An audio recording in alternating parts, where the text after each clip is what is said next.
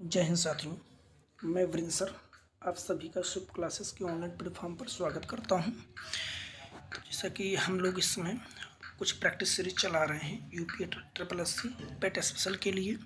तो उसी सीरीज में कल मैं आपको कोई क्वेश्चन पूछा था, आपसे बोला था कि कमेंट सेक्शन में जवाब दीजिएगा। क्वेश्चन ये था, निम्नलिखित में से क्या भारतीय संविधान की मुख्य विशेषता नहीं है?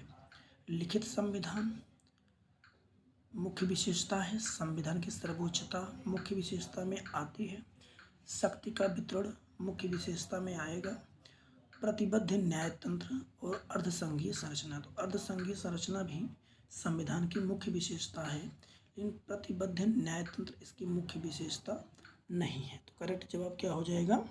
सी। तो आप लोग कमेंट किए थे, बहुत बढ़िया। चलिए तो आज के सेशन की बात करते हैं। आज के सेशन की बात करते हैं। क्वेश्चन नंबर 26, भारत के संविधान में इनमें से क्या राज्य सूची में शामिल नहीं है? दंड प्रक्रिया संहिता, जेल, पुलिस और कानून व्यवस्था। तो बताएंगे राज्य सूची में क्या नहीं शामिल है। तो जेल, कानून व्यवस्था और पुलिस, ये तीनों किसके पार्ट हैं? राज्य सूची के पार्ट हैं। तो आपको पता है अनुसूची 7 में ये 3 प्रकार की सूचियां, राज्य सूची, संघ सूची और समवर्ती सूची। राज्य सूची में राज्य सरकार के समस्त प्रावधान बताए गए हैं, संघ सूची में केंद्र सरकार के प्रावधान बताए गए हैं और समवर्ती सूची में दोनों के हैं। ठीक है, तो यहाँ दंड प्रक्रिया जो संहिता है, यानी कि ए इसका करेक्ट जवाब होगा, ये राज्य सूची का पार्ट नहीं है। ठीक है, ये किस सूची का पार्ट है? आप लोग कमेंट सेक्शन में बताइएगा। समवर्ती सूची का विषय माना जाता है। नेक्स्ट क्वेश्चन नंबर 27 देखिएगा, किसके बढ़ने के फलस्वरूप निजी निवेश में वृद्धि की अधिक संभावना होगी? तो किसके बढ़ने से क्या बढ़ा दिया जाए, है ना, क्या बढ़ा दिया जाए जिससे हमारा जो प्राइवेट इन्वेस्टमेंट है इसमें बढ़ने की संभावना बढ़ जाती है? तो कर बढ़ाएंगे तो बिल्कुल नहीं।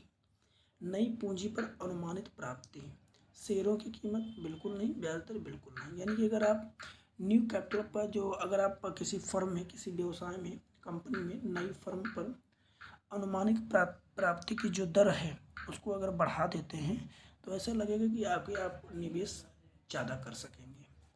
नेक्स्ट क्वेश्चन नंबर 28, भारत में श्वेत क्रांति के जनक के रूप में कौन जाना जाता है? Norman Edward, M S. Swaminathan, doctor Verghese Kurien, Balwant Rai Mehta.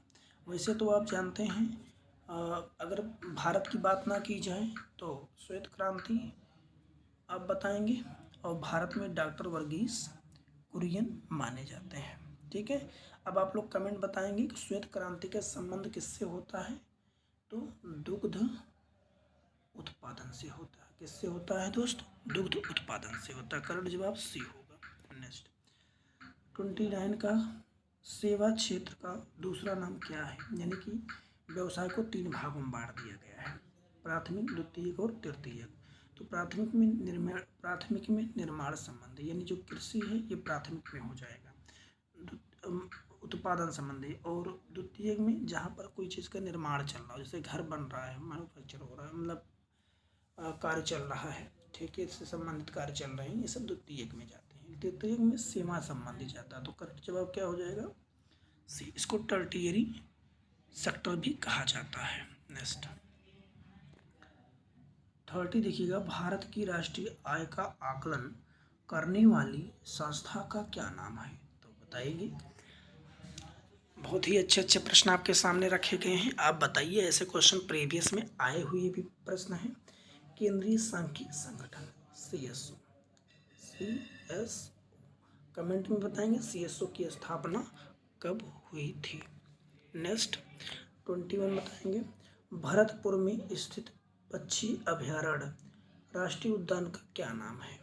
पक्षी अभयारण्य या राष्ट्रीय उद्यान का क्या नाम है जो भरतपुर में स्थित है?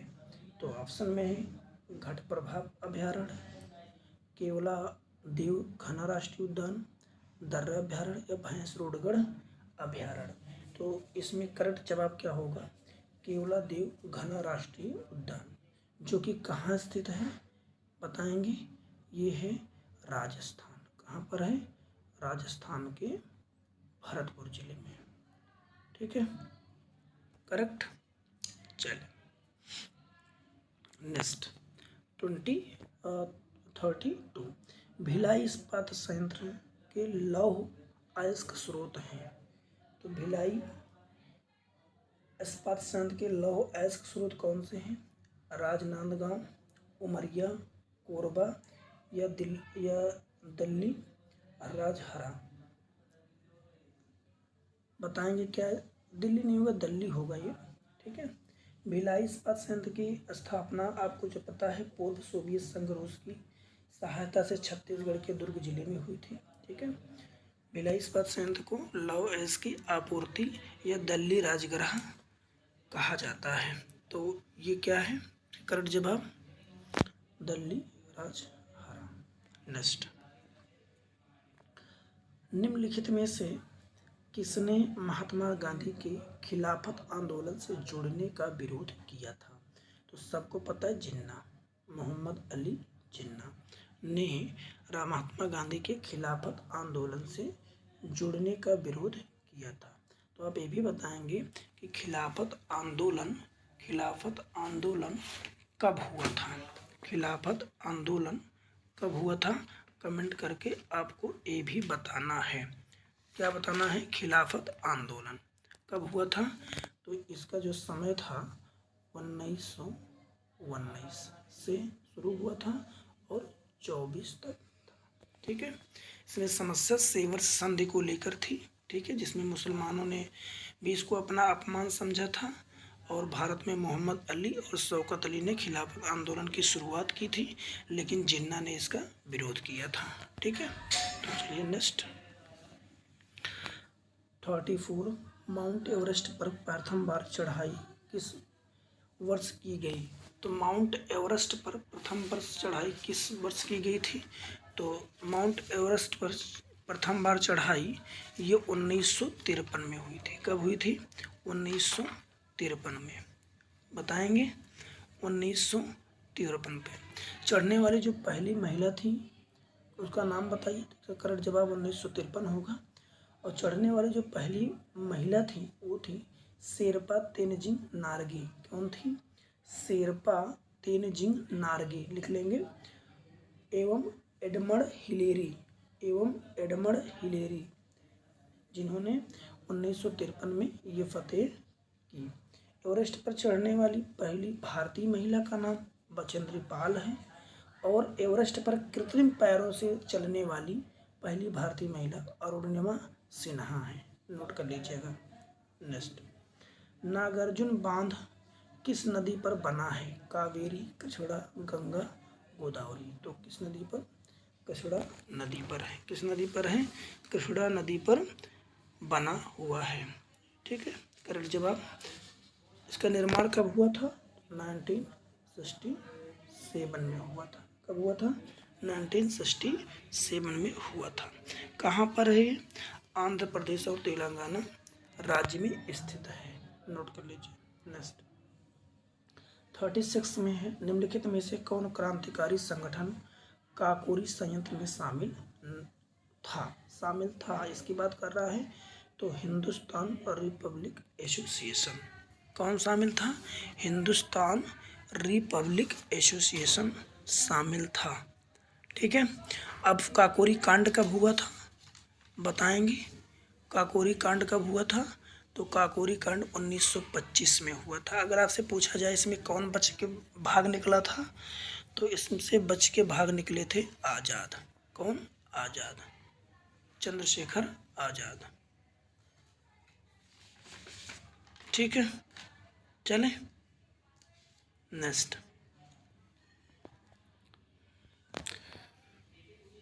क्वेश्चन नंबर है 37। मौर्यकालीन भारत के विवरण वाली इंडिया के लेखक तो सब लोग को पता है कौन है? मेगस्थनीज है।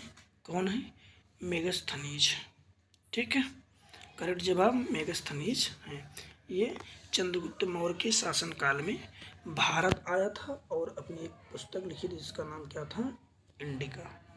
नेक्स्ट कह रहा है निम्न का मिलान करें, आपको मिलान करना है। तो इंडियन नेशनल आर्मी ABCD दिया गया है, उसके सामने है, अब आपको मिलान करके बताना है। तो आपको पता है इंडियन नेशनल आर्मी में कौन था, सुभाष चंद्र बोस। यानी कि ए का सेकंड ढूंढो, यहाँ दिख रहा है केवल एक जगह ए का सेकंड, ठीक है, तो ये करेक्ट जवाब होगा। बी कह रहा है गदर पार्टी में कौन था, लाला हरदयाल गदर पार्टी से संबंधित थे। मित्र मेला बीडी सावरकर और home rule league Annie Besant, ठीक है।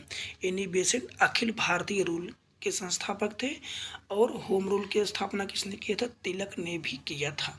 कब किए थे, तो 1916 में तिलक ने 28 अप्रैल को किया था, 28 अप्रैल को, और एनी बेसेंट ने सितंबर में किया था, सितंबर में, ठीक है। अब तिलक के पास बहुत कम लोग थे, यानी 6 ही शाखा थी, लेकिन 6 शाखा इनकी मजबूत थी, ठीक है। अब इन्होंने अपना 2 पत्र के माध्यम से, जैसे मराठा और केसरी, इनके 2 जो है पुस्तकें थी, इनके माध्यम से इन्होंने प्रचार किया। लेकिन एनी बेसेंट की जो पुस्तकें थी वो कॉमनवेल्थ और न्यू इंडिया के माध्यम से प्रचार किया था, ठीक है। लेकिन कमज़ोर पड़ गई थी इनकी शाखाएं, किसकी, एनी बेसेंट की। लेकिन तिलक जी की शाखाएं मजबूत थी, भले ही 8 शाखाएं थी, 6 शाखाएं थी, लेकिन वो मजबूत थी, ठीक है।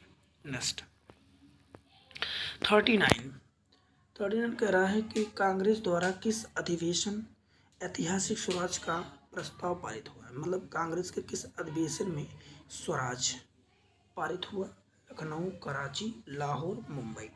तो आप लोग बताएंगे किस अधिवेशन में, तो लाहौर के अधिवेशन में। किस अधिवेशन में, लाहौर का अधिवेशन कब हुआ था, तो 1929 में लाहौर अधिवेशन हुआ था। इसके जो अध्यक्ष बने थे वो सुभाष चंद्र बोस बने थे। कौन बने थे, सुभाष चंद्र बोस। बिल्कुल सही जा रहे हैं आप लोग, बिल्कुल गलत है, जवाहरलाल नेहरू इसके अध्यक्ष थे, ठीक है, दिसंबर 1929 में। नेक्स्ट 40 है, साइमन कमीशन किस वर्ष भारत में प्रथम बार आया। तो साइमन कमीशन आया 1927 में, लेकिन अगर भारत की बात करेगा तो 1928, ये इसका करेक्ट जवाब होगा। साइमन कमीशन कब आया था, तो 1928 में भारत आया। नेक्स्ट निम्न में से कौन हड़प नीति का कट्टर समर्थक था। तो Lord Hasting, Lord Minto, Lord Dalhousie और लॉर्ड वेलेस्ली। तो कौन था, लॉर्ड डलहौजी हड़प नीति का कट्टर समर्थक था। तो ये रहे आज 41 तक क्वेश्चन। आई होप आप सभी को समझ में आए होंगे। चलिए इसी के साथ कुछ महत्वपूर्ण तथ्यों पर चर्चा करेंगे, इस पर प्रश्न पूछे जा रहे हैं। जैसे महत्वपूर्ण मंदिर की आज हम बात करने वाले हैं। कंदरिया महादेव मंदिर पूछेगा कहाँ स्थित है, तो खजुराहो के मध्य प्रदेश में स्थित है। कौन सी, कंदरिया महादेव मंदिर खजुराहो में स्थित है। कहाँ पर खजुराहो है, मध्य प्रदेश MP में स्थित है, ठीक है। यहाँ किस नाम से जाना जाता है, गुफाओं का देवता। यह गुफाओं का देवता के नाम से भी जाना जाता है। इसका निर्माण 999 ईस्वी को राजा धंगदेव चंदेल ने, यानी चंदेल राजवंश ने करवाया था। तो कब करवाया था, 909 ईस्वी को। किस राजा ने, धंगदेव चंदेल राजवंश ने। सेकंड है कोणार्क सूर्य मंदिर। तो ये पुरी उड़ीसा में स्थित है। कहाँ पर है, उड़ीसा में। इसकी स्थापना 1250 ईस्वी में पूर्वी गंग राजवंश के राजा नरसिंह देव प्रथम ने करवाया था। तो नोट कर लीजिएगा, नरसिंह देव प्रथम ने कोणार्क सूर्य मंदिर की स्थापना करवाया। इसे काला शिवालय या ब्लैक पैगोडा मंदिर के नाम से भी जाना जाता है। ये इम्पोर्टेंट बनता है, नोट कर लीजिए, इम्पोर्टेंट बनता है, ठीक है। नेक्स्ट क्वेश्चन नेक्स्ट है टॉपिक जगन्नाथपुरी। जगन्नाथपुरी को आप अच्छे से जानते हैं, ये भी कहाँ है? उड़ीसा में। पूरी उड़ीसा में स्थित है। इसका निर्माण 1161 ईस्वी में पूर्वी गैंग राजवंश के प्रथम राजा अनंत वर्मन ने करवाया था। अनंत वर्मन चोडगंग ने करवाया था। अनंत वर्मन चोडगंग ने करवाया था। इसे सफ़ेद शिवालय भी कहते हैं, ये बड़ा इम्पोर्टेंट है। इसे सफ़ेद शिवालय भी कहते हैं। हिंदू धर्म के चारों धाम में एक यह अपनी वार्षिक रथ यात्रा के लिए जाना जाता है, यानी जो लोग चारों धाम करने जाते हैं उसमें से एक धाम जगन्नाथपुरी है, जिसे वार्षिक रथ यात्रा के लिए ये प्रसिद्ध है। नेक्स्ट, बृहदेश्वर मंदिर। बृहदेश्वर मंदिर कहाँ स्थित है? तो तमिलनाडु में। तमिलनाडु के किस जिले में? तंजावुर में। कहाँ पर? तंजावुर में, तमिलनाडु में स्थित है। कहाँ पर? कावेरी नदी के दक्षिण तट पर। कहाँ पर है? कावेरी नदी के दक्षिण तट पर स्थित है। इसका निर्माण 1003 से 1010 के मध्य चोल वंश के राजा राजराज चोल प्रथम ने करवाया था। यह यूनेस्को की विश्व धरोहर स्थल की सूची का हिस्सा माना जाता है। तो विश्व धरोहर स्थल की सूची का हिस्सा माना जाता है। तो आपसे अगर पूछ लेगा तो आप बता देंगे बृहदेश्वर मंदिर विश्व धरोहर सूची में शामिल किया गया। कहाँ स्थित है? तमिलनाडु, तंजावुर में। अब हम कुछ मंदिर लेकर आए हैं और उनके स्थान हैं, प्रसिद्ध मंदिर और उनके स्थान। जैसे गोमतेश्वर मंदिर की प्रतिमा कहाँ पर है? श्रवण बेलगोला, कर्नाटक में स्थित है। मीनाक्षी मंदिर कहाँ स्थित है? मदुरई, तमिलनाडु में स्थित है। वेंकटेश्वर मंदिर तिरुपति, आंध्र प्रदेश में स्थित है। पद्मनाभ स्वामी मंदिर तिरुअनंतपुरम, केरल में। तिरुअनंतपुरम, केरल में स्थित है। क्या? पद्मनाभ स्वामी मंदिर। दिलवाड़ा मंदिर माउंट आबू में। कहाँ है? माउंट आबू, राजस्थान में स्थित है। तो ये जितने मैंने आपको बताया इसके विषय में, ऐसे मंदिरों के विषय में, आप सभी को उम्मीद करता हूँ कि समझ में आया होगा। यहाँ तो ये जो कॉन्सेप्ट दे रहा हूँ तो आप तैयार भी करते रहिए और प्रैक्टिस भी करते रहिए। और यहाँ से अब ज़्यादा तो नहीं कह सकते हैं, लेकिन ये मान लो 90% प्लस उम्मीदें बनती हैं कि यहाँ से प्रश्न किसी न किसी टर्म में पूछा जाएगा, क्योंकि 2 दिन में एग्ज़ाम होना है। तो 4 टाइम में होगा। 4 टाइम में किसी न किसी टाइम पर आपसे यहाँ से प्रश्न जरूर उठेंगे। ठीक है, तो आई होप क्लास आपको अच्छी लगी होगी, समझ में आया होगा। तो लाइक करना बिल्कुल ना भूलेंगे। अपने भाइयों के साथ, दोस्तों के पास शेयर करिए। मस्त रहिए, आबाद रहिए, स्वतंत्र रहिए। बहुत बहुत धन्यवाद।